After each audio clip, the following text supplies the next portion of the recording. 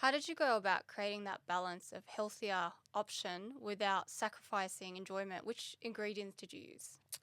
Yeah, so I think the key thing for us is to remove all the refined sugars and all the sugars from the product. 90 to 95% of gummy products are made of sugar. And that's a really big challenge. It's not like taking 10% of a product out and finding alternative ingredients. So 90 to 95% of the total ingredients compilation Yep, in typical confectionery products is sugar. yep, yep. Wow. Yeah. So, I mean, you can look at every back of packet, and typically it will be, if it doesn't say sugar, it will say glucose, or it will say dextrose, or corn syrup, or high fructose corn syrup, or there's always a variation of it. I think there are only few ingredients in gummies, and sugar is a, the main one, and I think sugar is incredible as an ingredient in lollies. Makes it taste incredibly sweet.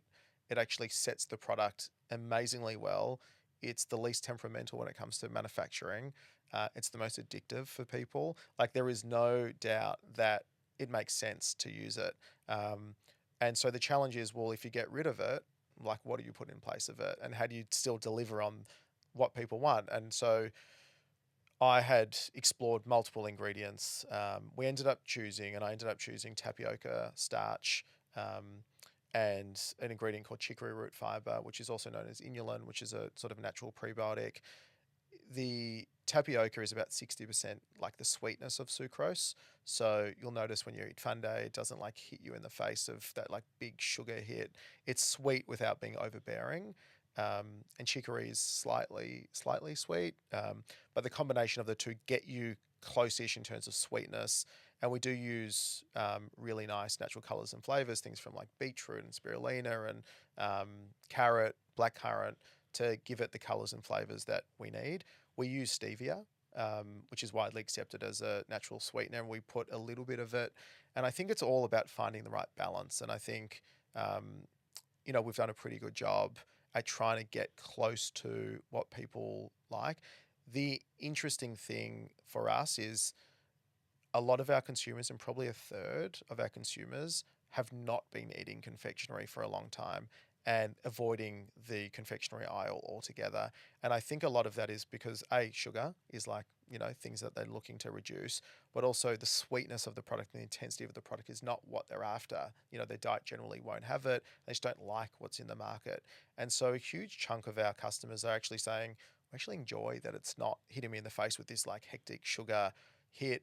My teeth don't get all furry, like from all the sugar when you eat lollies from other brands, or you drink like, a soft drink full of sugar. And I think it's just sort of hitting the mark in terms of the right sweetness, the right texture. And it's all an evolution. I mean, from when the product was launched nearly 4 years ago to where it is now, the amount of iteration is constant. Like, we have full-time technical out of the largest grocery chain. We have new product development out of the one of the world's largest confectionery players that have been lured and enjoy working for this company because we're doing something better. And the amount of iteration and changes, small changes around texture, drying time, humidity, things that I never even thought were even a consideration in the outcome, have become so nuanced that we just are product, like critics. We're our own worst enemy as well at the same time. And we're just all over the detail. It's so cool to hear about the behind the scenes, and the taste is amazing. All of the benefits you've talked about are exactly the things that I've experienced when I've tried any of the products. My Yep. favorite flavor is the strawberry and cream. Cool. I'll always go to them. But the entire process and the way that you're iterating and constantly innovating really just goes to show how, like, what the brand represents as well.